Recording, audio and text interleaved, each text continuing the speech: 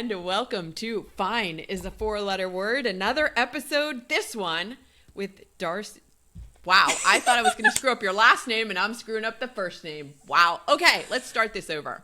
All right. Hello and welcome to Fine is a Four-Letter Word. Another episode. My guest today is Dorothy Wisnewski.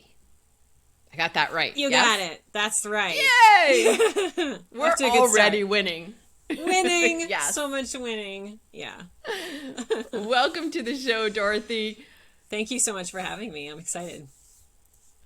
Let's jump right in with the super powerful first question. What were the values and beliefs you were raised with that contributed to making you the young adult?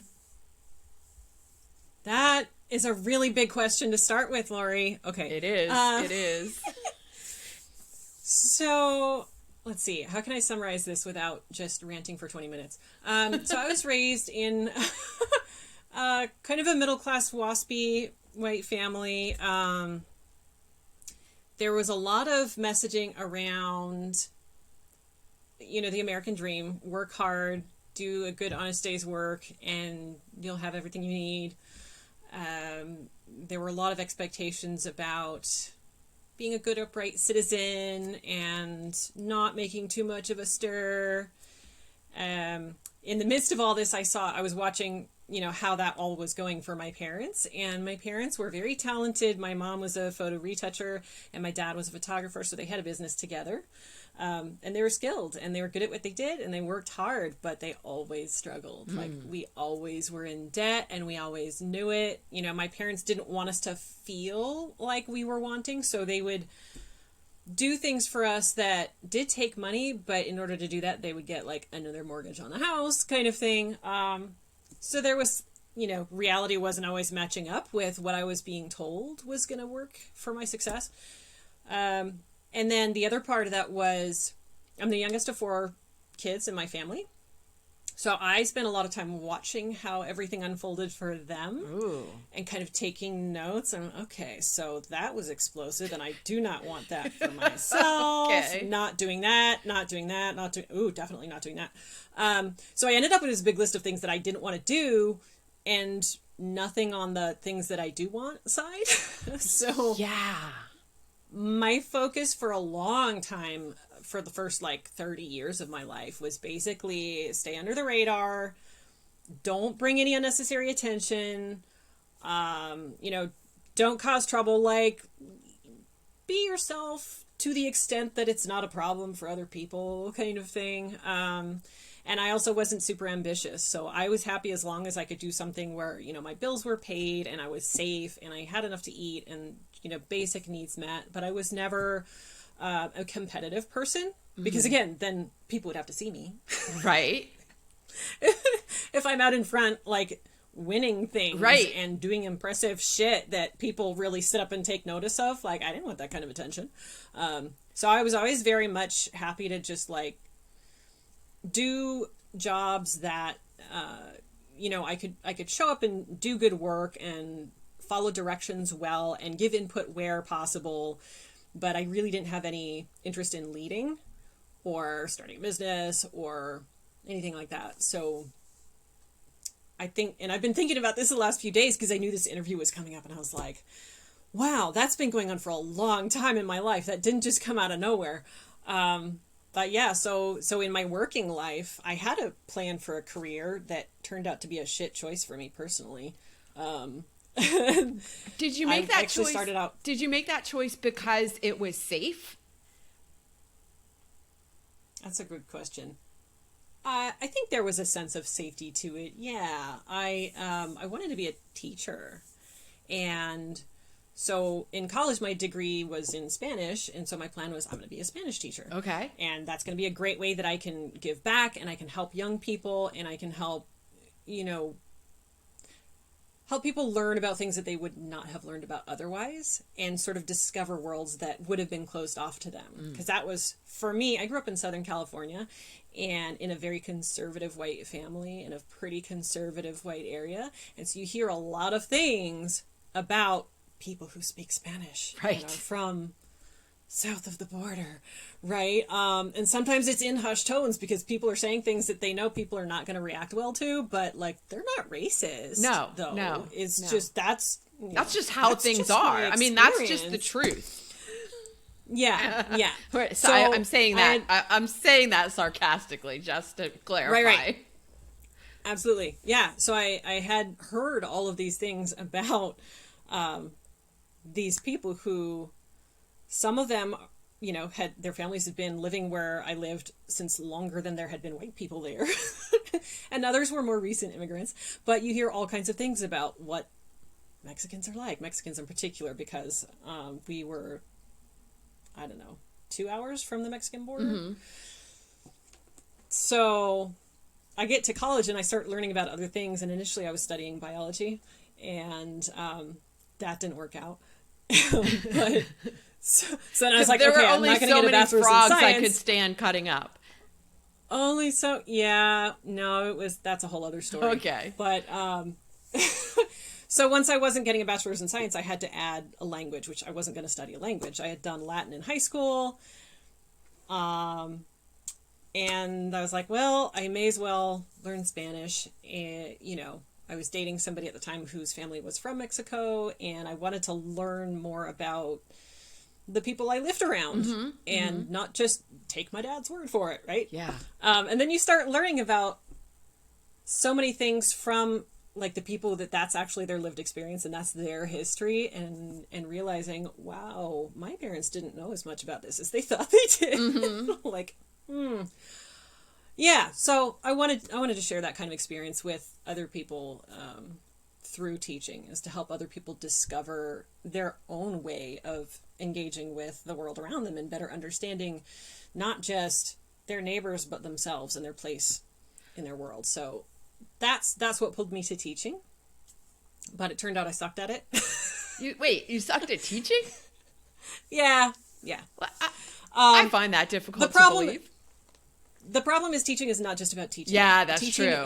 That is true. I love the teaching part of teaching. Right. But teaching is also dealing with bureaucracy. It's also dealing with angry parents. It's also classroom discipline. It's also entertainment and cult of personality to try to convince people that they should be in a classroom learning this stuff. Yeah. So that's right. A lot to get through before you can even make that connection where people can actually learn. Right. So once I had students who were in that place that they did want to learn, that part I loved. That was so fulfilling. But I had a hard time with the rest of it. And I don't have the kind of temperament to just take, verbal and emotional abuse from people in the hopes that eventually I'll be able to do my job. Yeah. Well, I think that a lot of people in the teaching profession don't have that personality, and they're starting to, they're being asked to take on more and more responsibilities beyond just the teaching part that they signed up for. And that's why we're seeing what we're seeing in the education system. But that is a whole other show. I'm so grateful that we have anybody who's still willing to be a teacher. Honestly, it's such a hard job and so important. And but it's interesting because a lot of us, like I grew up wanting to teach as well, but I didn't have as clear a focus as you did, and I didn't go to school for that at all. I just thought, like when I was little, playing with my dolls and stuff, like I'm just going to be a teacher. Like that was one of the options, I guess, that I saw open to me. My mom had been a teacher before I was born. So, yeah. And it's interesting now, like we are teachers in a different sense. We're just not we're not confined to a classroom of under 18-year-old children. Right. But still teaching. Yeah. We get to teach the people who have already decided to show up. Yes. So much more fulfilling. Those are the fun students to work with. Those are the people you can really, really help because they're ready for the help. Yeah. And they want the help. Yeah. And I actually tried teaching again years later, kind of not on purpose, which is where like this whole thread comes through, the things that I intended and the things I didn't intend.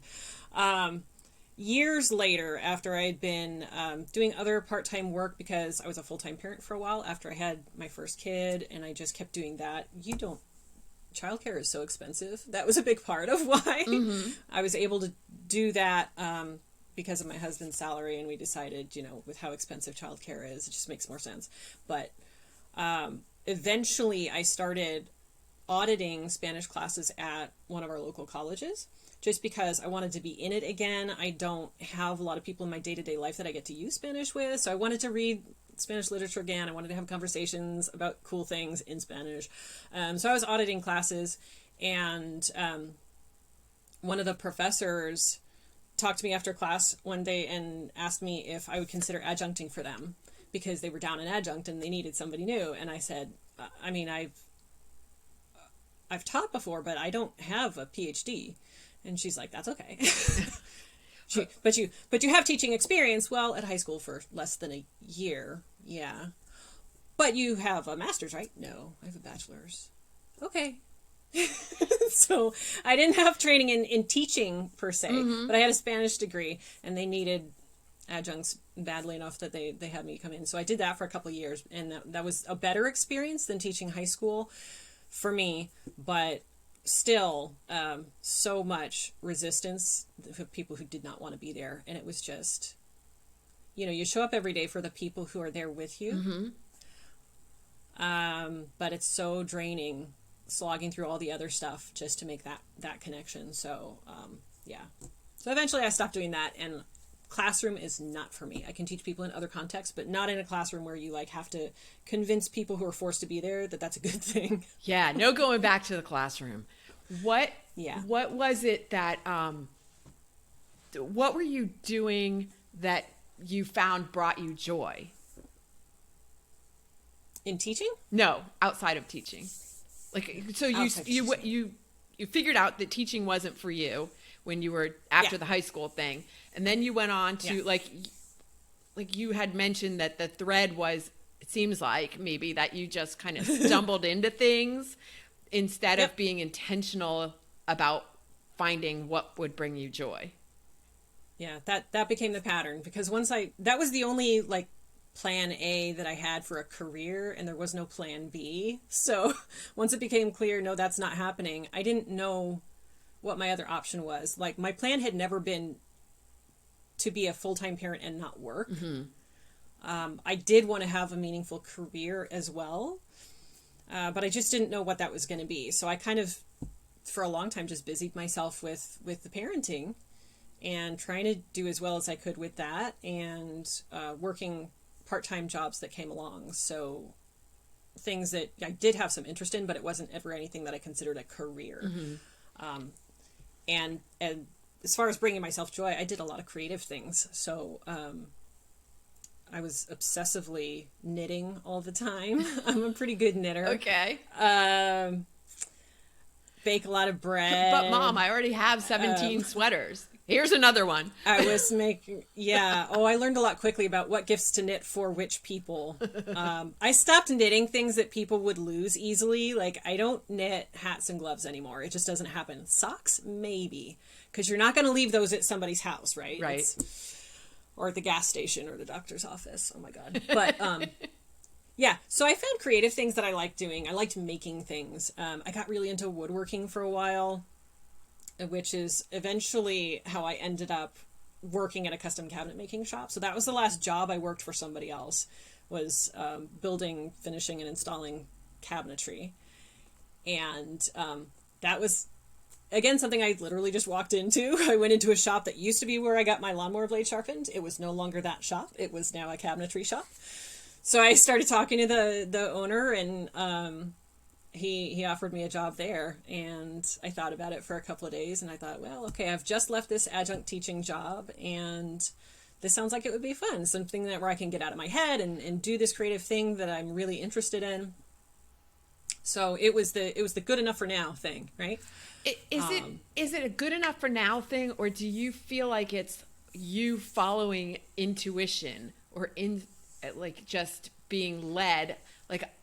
We talk a lot about allowing ease and flow and just letting things, I'm going to say letting things happen, but it's not like you're a victim of letting things happen. It's more of a, okay, let me see where this leads me, and I'm going to follow, or it didn't feel like that to you. That's a tough question. I think at the time it felt like a good thing falling into my lap.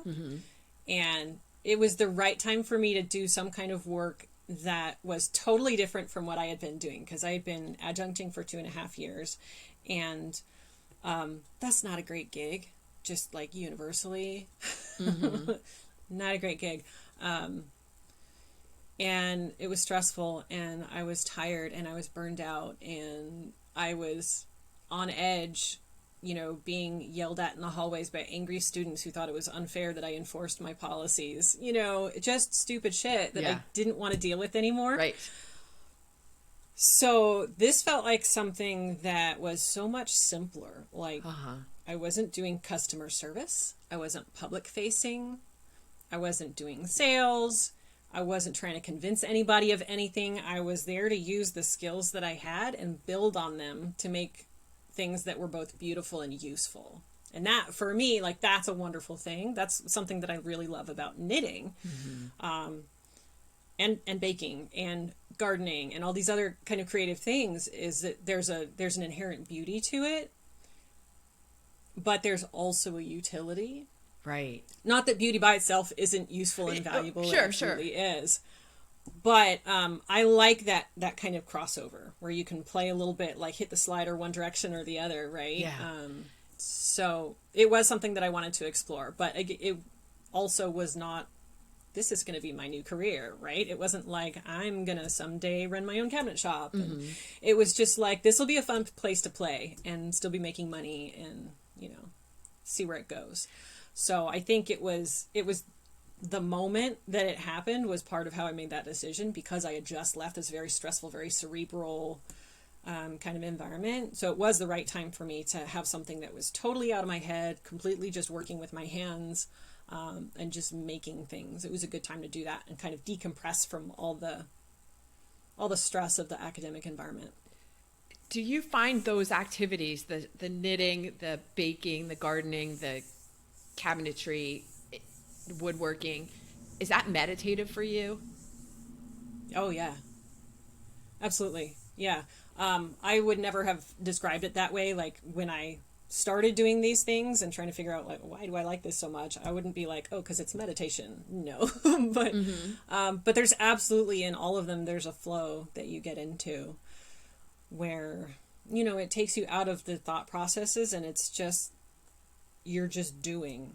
You're not, it doesn't even feel like you're being anymore. You're just doing. You're just a vehicle to, like, help the bread dough get what it wants. You're listening to, tell me what you want, dough. Yeah. Let's see, you need it a little warmer? Okay, we'll make it a little warmer. You need more time to relax? Cool. I'll give you a little more time.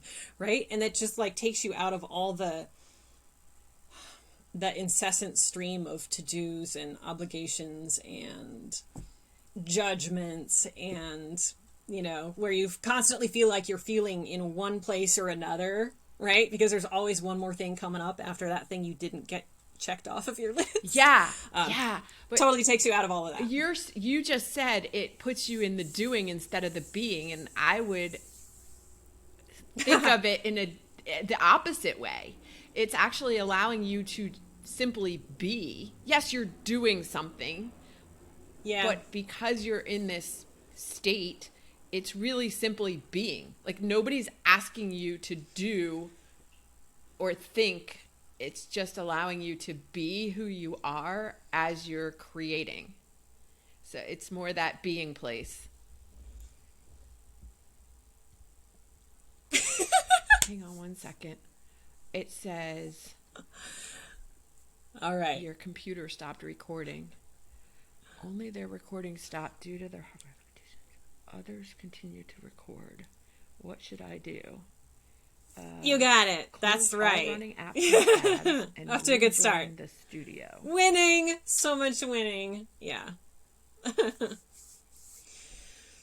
Thank you so much for having me. I'm excited. Let's do that. Yes.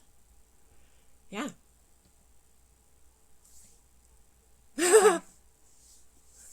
We could do that. Okay. No worries.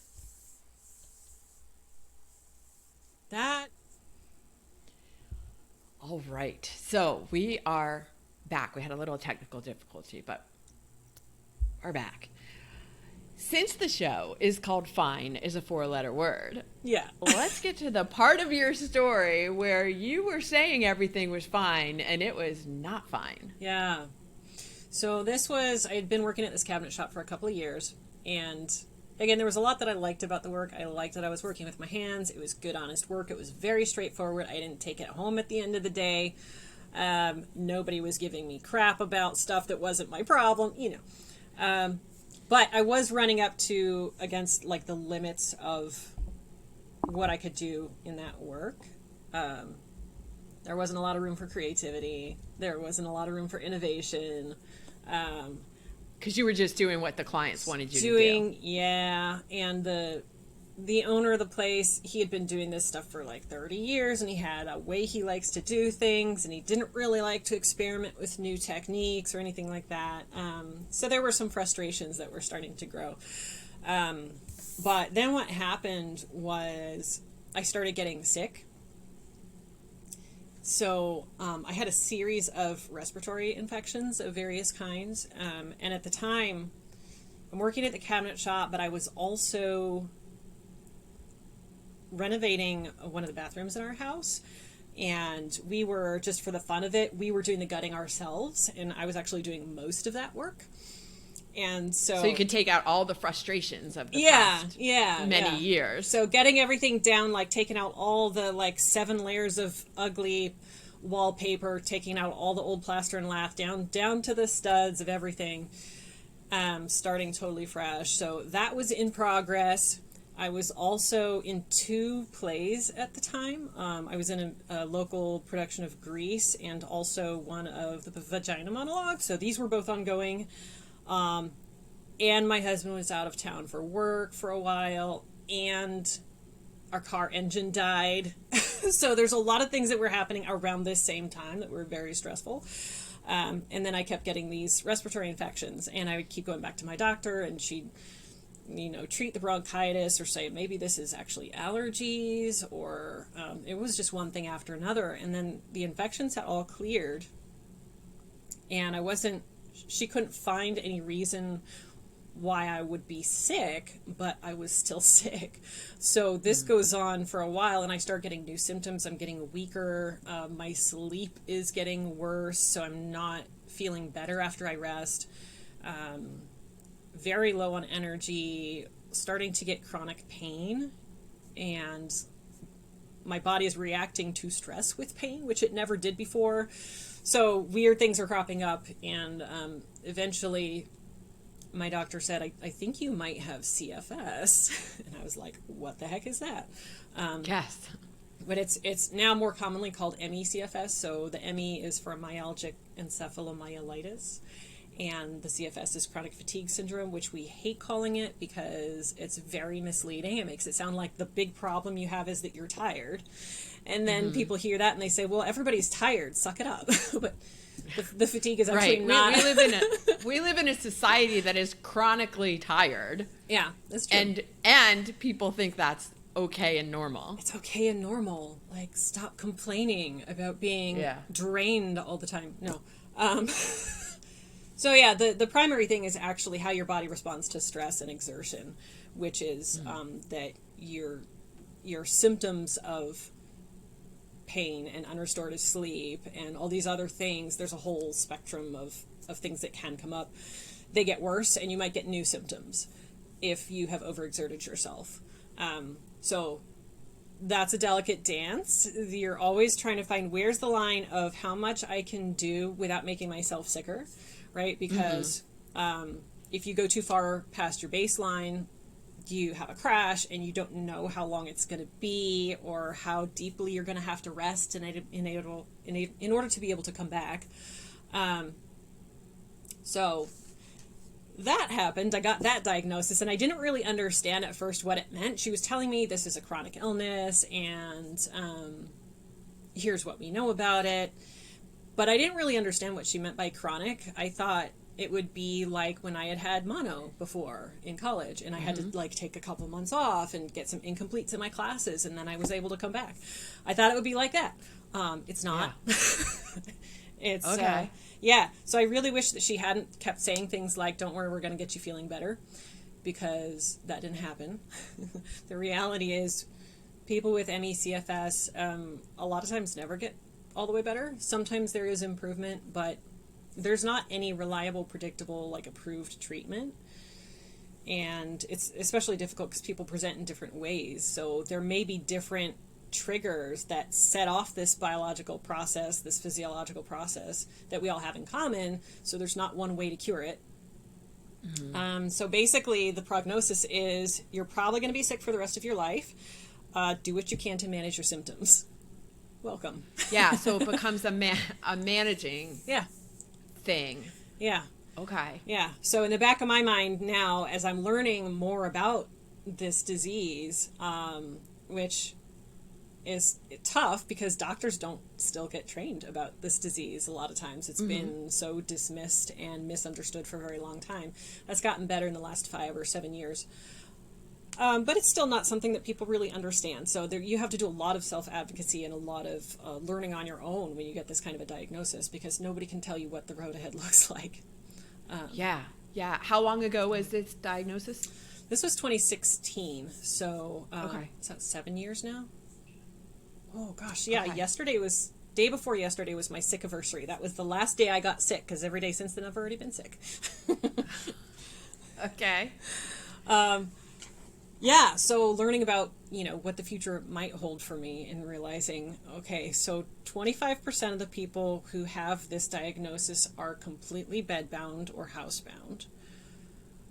25% of us can still work.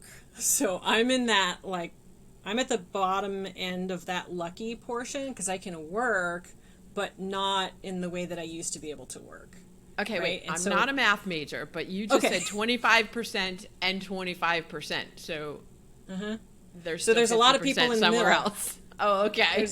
There's a lot of people in the middle who they can't work full time, but they're also not bedbound. Okay, gotcha. They're kind of in limbo. They're close enough that they can see what it would be like to still have the life they used to have, but they can't quite get there. Gotcha. Okay. And I'm in that place where I'm impacted enough by my symptoms that all the decisions that I make revolve around how do I manage my symptoms, which is why I'm a freelancer. Yay. Well, there are lots of reasons to be a freelancer or to be in charge of your own destiny in terms of work. Very much. Yes. Very much. Yeah. So anyway, so getting this diagnosis and it took months to even understand what the diagnosis meant. So that was collectively the event that made me sit back and look at, okay, this is clearly not fine anymore. What might a better path forward look like? And I was pretty lost, honestly. I didn't, because like I said, I didn't have a plan B. I wasn't like, well, if I ever stop making cabinets for a living, I will just do this thing that's been waiting for me to come back to. I didn't have something to come back to. All the things I had done before were things I could no longer physically do. I couldn't go back to teaching. I couldn't work retail. I couldn't, I was going to start a soap making business at one point. I couldn't do it, so I had to find something. It sounds like those weren't necessarily things that you would have wanted to go back to anyway. True. Yeah. So go ahead. If I was just going to say, if it had been possible for me to do something that was already familiar and I knew I could, reliably make some income while I figured out my next moves, I would have at least done that temporarily. But it was pretty much all off the table, because they didn't give me enough control over basically creating accommodations for myself. Yeah. So you were already involved in kind of these meditative things that we already talked about, which was, the cooking, the knitting. Were there other tools that you now introduced for figuring out, what does my soul want to do now? I'm getting a message from the universe that the path I've been on is no longer working, if it ever was in the first place. Yeah. Working. What were the tools, or how did you tap into that inner knowing, or did you tap into that inner knowing to help you find direction forward now? I didn't do it well, so it took a long time. I I mean, I think before I could even think of tapping into something new, I had to kind of get my bearings because I was just spinning. I was like, the rug had been pulled out from under me, right? And there was a tremendous grief that I had to deal with before I could look forward, right? Ah, yeah, okay. Like a mourning of who you had been? Yeah. I mean, because I couldn't show up in the way that I was used to showing up for the people I love, right? I was never like the Martha Stewart mom. I was never the mom that made baked goods for the whole class every time somebody had a birthday. I was not that mom, but I was the get shit done mom. I was the mom that, like, the toilet breaks, I'ma fix it, you know? I was the mom making sure the lawn is mowed and people's shit is taken care of. I got this. No worries. I got it. Yeah. And I couldn't do that stuff anymore. So there was a lot of stuff that I had to give up because I realized I just was not able to any longer. And I had to start learning how to budget my energy. So I learned about something called spoon theory, which it's a way of explaining how we manage our energy to take care of ourselves. And boundaries is a big part of that. So if you imagine a spoon is just a unit of energy, and that might be physical energy, emotional, cognitive energy. And each person starts the day with a certain number of spoons. You don't know how many you're going to start with. It's not up to you. You cannot ask for more spoons if you don't like the amount you are given. But somebody like me, who's a spoonie, we start with fewer spoons than most people have. And so we have to make harder decisions throughout every day about how we're going to budget those spoons. And we have to do that adjusting to things as they're constantly changing, because our energy levels are going to react to, unexpected things that happen, right? So I might have a plan to do certain things in my day, and then say my daughter comes home really upset about something, and we just need to sit down and talk it out, right? That means I'm not going to have those spoons to dedicate to something else because this is more important. But it can come down to more basic things that most people don't give a second thought to, like, am I going to take a shower today? Am I going to cook a meal today? Or am I going to, like, put together 2 pieces of bread and a piece of cheese? Because all these energy expenditures, they add up, and when you start out with fewer, it's easy to lose track of how soon you're running out of them. So that just became the new way of life, like figuring out, how do I approach each day with, like, a rough plan that has enough flexibility that if I have to start just saying no to everything else, I can do that. Not to minimize what you're saying and what you've been through, and this dis-ease that you have this diagnosis for. At the same time, I'm listening to you talk about how you manage this, and I'm hearing this is how people don't do this, but they also don't realize that we all have a certain amount of energy to put towards things. Correct. And I think a lot of people, because they're not aware of, maybe they don't feel the need as dramatically as you do to manage that stuff. They just push. And then until they're, like, going crazy, their hair on fire.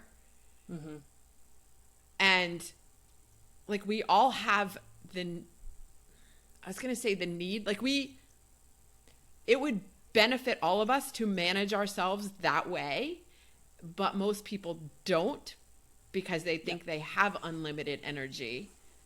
I totally agree. Yeah. And we've all got a limited amount of energy. It's just that most people have a wider margin for error. So they get away with a lot more than I would. Because they don't see the effects as immediately.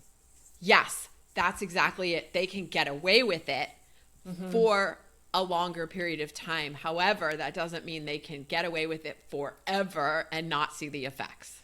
Right, because there are cumulative effects, like constant chronic stress. It has physiological effects on your body. And over time, they lead to all kinds of serious illnesses that by the time that's creeping up on you, you can't just go back and say, oh, you know what? 20 years ago, I will now have taken better care of myself. It doesn't work that way. It's there, and then you have to deal with it. But yeah, everybody would be healthier if they realized that they are not a machine that never takes maintenance. Like, you need maintenance. You need routine maintenance to take care of your meat mech, as my kids say. Right.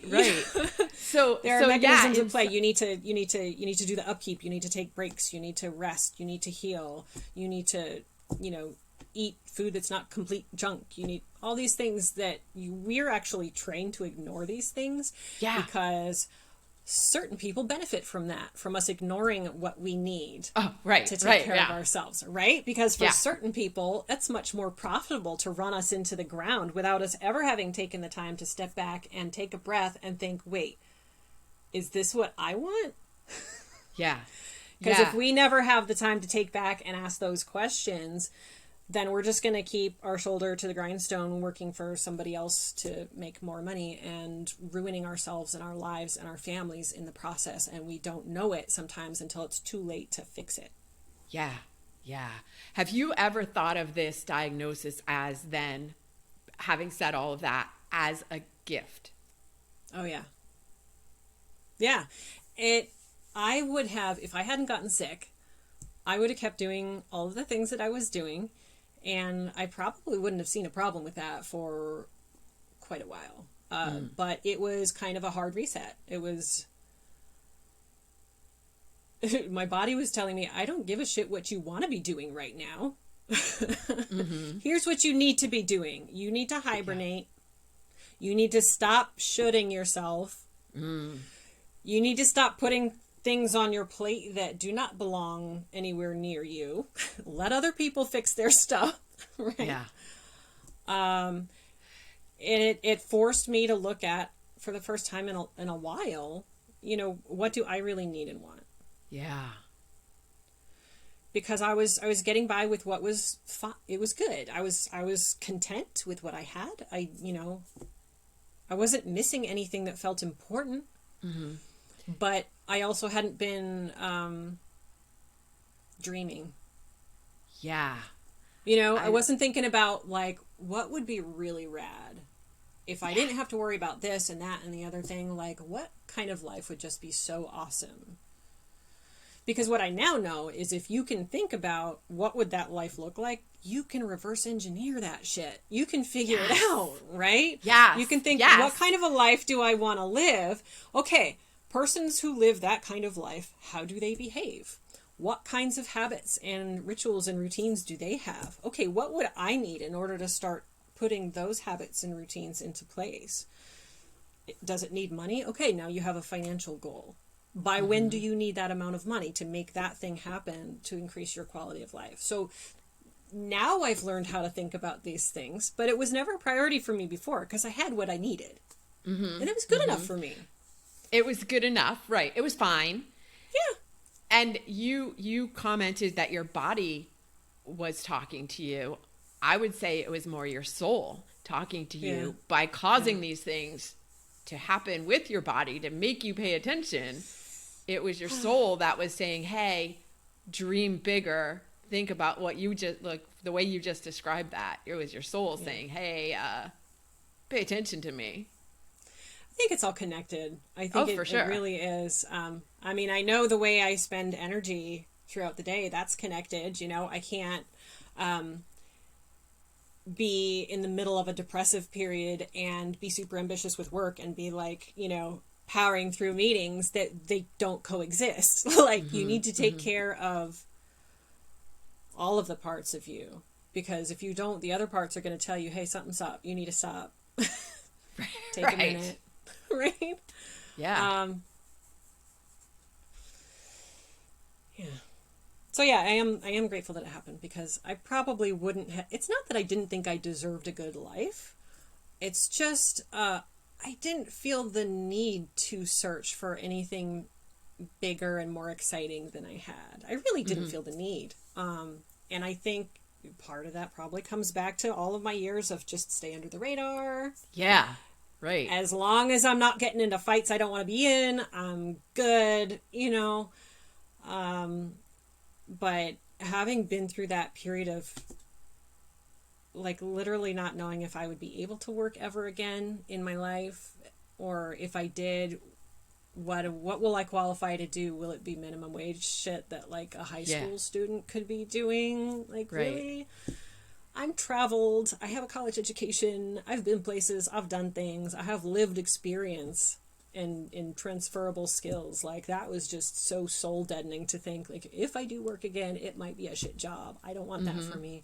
I have more to give. I don't know what it is yet. But I have to find out, because being on my couch, being depressed, not being the mom I used to be, not being the wife I used to be, not being the community member I used to be, the friend I used to be, the daughter I used to be, that I decided cannot be my entire existence. There's got to be something better than that. Yeah. You just said a word that is, I'm guessing, what inspired you to look for something more, and that was you decided. Yeah. You decided. You know, a lot of people go through downturns in their life, if you will. What changes everything is that decision. You decided that that was not how you wanted to live the rest of your life.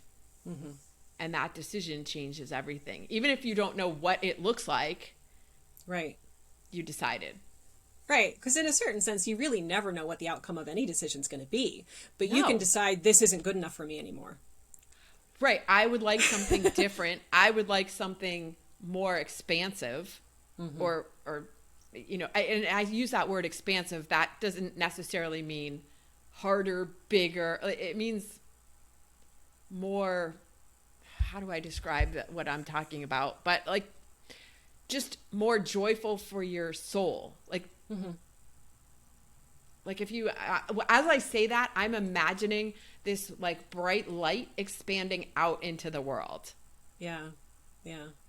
Like that. Yeah. Well, there did have to be some expansion, right? Because where I found myself at the time, my world had become very, very small out of necessity. And it's still smaller than it used to be in a lot of ways, because I have to have these ironclad boundaries that I didn't have before. So that makes all the things that I really want to do that are important to me possible by saying no to all the bullshit that I don't need in my life. Right, because now you're super clear on, one, what the boundaries are, what your priorities are, what's important. Yeah. And not doing everything, not being so scattered, so you're much more focused. Yeah. And therefore that allows you to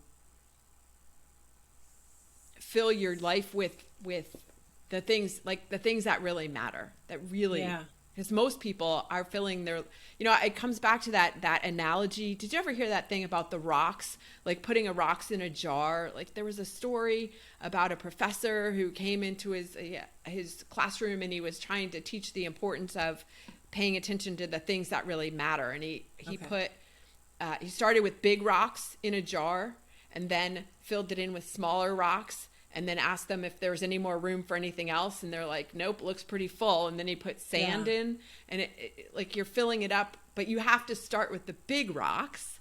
Yeah. Because if you start with the sand, the big rocks aren't going to fit. And a lot of people look at their lives and just start filling it with stuff, but not necessarily the stuff that matters to them the most. Those big rocks. Right, because they don't have the breathing room to see the big picture and take it all in at once. They're like, no, but I have all this sand on my to-do list. I got to do the sand. Right. I don't have time to think about rocks. Yes. And you only have the amount of energy for the rocks. Yeah. That's definitely a good way of looking at it. It reminds me of one of the things that I read during this period of, I have a whole notebook of things I was taking notes on during this time period, and I've labeled the notebook Relearning Life, because that's what I feel like I was doing. I was relearning. This sounds like a book. How do I live this life? yeah, this sounds like a book. Do I hear? Really? Yeah, it does. People have told me I should read, but I don't know. It's not in the near plans for the near future, but just noted. Planting the seed. Yeah, so the notebook is called Relearning Life, and one of the things that I took notes on at the time that was really important for me as I was learning, what is this going to look like for me? What is this life now? I read a blog post, which I guess is an excerpt from a book. It's called The Subtle Art of Not Giving a Fuck. Mm-hmm. I'm familiar with the book. Is it Mark Manson? Is that the author? Sounds something like that. Right. Manson? I could be wrong on that, but it's definitely the subtle art of not giving a fuck. And I read this and it just like clicked. There's nothing that I can argue with in this piece. So it's all about, the point is not don't give a fuck about anything. It's stop giving fucks about all the wrong things. Yeah. Yeah. So that when the right things come up that need your fucks, you've still got some left. Right. Right? Yes. Oh my gosh, that makes so much sense. Yes, it's Mark Manson. Yes, thank you. It up. Yeah. You're good. Okay. Yeah. So that sort of became ingrained in how I started approaching things. Is this fuckworthy? No. Is it fuckworthy? No. It's kind of like the Seinfeld episode with the sponges. Yeah. Elaine's sponge-worthy. You're not sponge-worthy, right? So now it's like, no, you're not spoon-worthy. You do not get my spoons for the day. You can go do your shit someplace else. Don't bring that here. And so that simplifies a lot of decisions, honestly, because it takes out a lot of the guilt. Yes. That I would otherwise feel for not doing the things that I want to be doing. Which is not useful anyway, the guilt. Right. Yeah. But it's a lot easier to say no when I'm looking at it from a perspective of, can I do this? Is this safe for me? If not, no, I can't do this. And I'm not making apologies for the things that I can't do. Right. Wow. This episode has been so good. Like, just so many lessons, whether you're dealing with the diagnosis that you have or not, what you've shared is universal, applies universally. And so I am very honored that you chose to give fine is a 4-letter word one of the spoons, or I don't know how many spoons it took for you to be here today, but thank you. I'll let you know tomorrow. For that. Okay. Before we go, what is the song that you listen to when you need an extra boost of energy? The song. Okay, so this will just tell you how much of a weirdo I am at heart. The song is called No One Lives Forever. It's by Oingo Boingo. And I picked this not really thinking about, like, what would an audience hear as I'm walking on stage. I was just thinking about what's the kind of music that gets me excited. And when I hear this song... That's why I asked this question. When I listen to this song, it's like... It's super weird, dude. I don't know if you're familiar with Oingo Boingo from the 80s. I think the song came out like 82 or something. Yep. But this is the song, when this comes on, I'm just like, fuck yeah. We're dancing around a bonfire at the beach. We're howling at the moon. We're doing what we want because no one lives forever, dude. Yeah. Drink the wine, have the party, do what you want to do, because we're not making it out of here alive.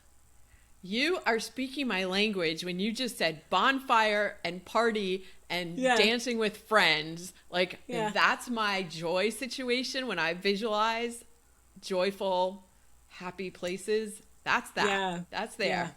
Yeah. Love it. We'll go do that together. That sounds amazing. If people want to get in touch with you and continue this discussion, where's the best place for them to reach you? Ooh. Best place is probably my website, dorothykopy.com. I am also on Instagram and LinkedIn, although I'm working on getting more consistent there, guys. It's it's a spoon budgeting question. Yes. So I am on those platforms. You can reach me there. I do sometimes post fun stuff. And I have help now because I decided, Dorothy, you do not enjoy creating social media graphics and videos on your own. You need to outsource that shit. Save those spoons for something better, right? So I have help, and I will be doing that more consistently in the future. So, that's where you can find me. Awesome. Thank you so much for joining me today on Fine is a 4-letter word. Thank you so much for having me. And I just want to remind everybody, like Lori said, you have the choice, make the decision. That's what everything starts with. Good stuff.